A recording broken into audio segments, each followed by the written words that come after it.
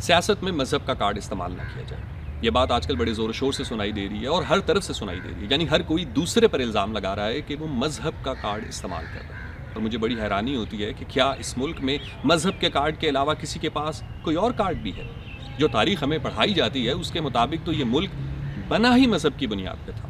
ہم تو آج تک پارٹیشن کو سیاسی، سماجی، معاشی یا بین الاقوامی سیاست کے پس منظر میں دیکھ ہی نہیں سکتے. ہمارا یہی ماننا ہے کہ اس ملک کو بنانے کی بنیادی وجہ صرف اور صرف مذہب تھی. اگر ایسا ہی ہے تو پھر اس ملک میں مذہب کا کارڈ کیوں کر استعمال نہ ہوگا؟ ایک نظر اگر آپ اپنی پارلیمان پہ ڈالیں، یعنی قومی اسمبلی اور بالخصوص سندھ اور پنجاب کی صوبائی اسمبلی، تو اس کے ارکان کی بڑی تعداد گدی نشین اور پیر فقیروں پر مشتمل ہے، جو صدیوں سے بڑی بڑی جاگیریں لیے بیٹھے ہیں، جو اپنے مریدوں سے ووٹ لیتے ہیں. تو کیا آپ یہ سوچ سکتے ہیں کہ کوئی مرید اپنے مرشد کے علاوہ کسی اور کو ووٹ ڈالے گا؟ وہ مرشد جس نے اس سے یہ وعدہ کیا ہوا ہے کہ وہ ایسے باں پکڑ کے اس کو جنت لے کے جائے گا، کیا وہ اس کے علاوہ کسی اور کو ووٹ دے سکتا ہے؟ کیا یہ مذہب کا کارڈ نہیں ہے؟ کیا یہ مذہب کا استعمال نہیں ہے؟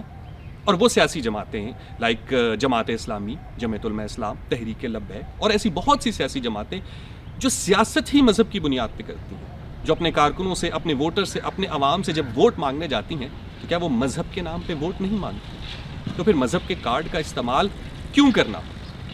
ایک نظر آپ ذرا اپنے ملک میں پڑھائی جانے والی کتابوں پر تو ڈالیں. آپ تو فزکس، بایولوجی اور کیمسٹری بھی مذہب کی بنیاد پہ پڑھتے ہیں. مسلم سائنٹسٹ کے کارنامے، یعنی آپ کو یہ تو نہیں پتا کہ کسی سائنسدان نے کس فیلڈ میں کیا اچیو کیا تھا، لیکن آپ کو اس کا مذہب پتا ہے.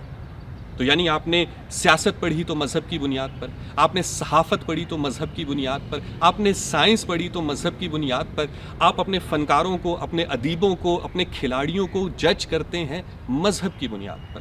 یہاں سال میں ایک دن عورتیں نکلتی ہیں اور اس عورت مارچ کو کیا ہم مذہب کی بنیاد پر کرٹیسائز نہیں کرتے؟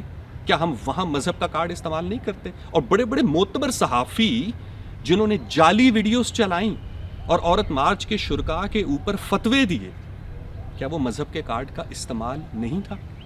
کیا ہماری عدالتیں جب دیت دیتی ہیں، یعنی ایک مضبوط اور طاقتور شخص کسی کو قتل کر دے اور اس کے بعد پیسے دے کے اپنی جان چھڑا لے، کیا وہ مذہب کے کارڈ کا استعمال نہیں ہے؟ چاہے وہ ریمنڈ ڈیوس ہو یا شاہ رخ جتوئی، اب عدالتیں ہماری دیت تو دے دیتی ہیں، لیکن کیا وہ عام آدمی کو قصاص کا حق بھی دیتی ہیں؟ یعنی کیا وہ اس کے ہاتھ میں ایک دفعہ بندوق دیں گی کہ اگر تم نے مارنا ہے تو بے شک اس کو مار دو، اور اگر نہیں مارنا تو دیت لے لو؟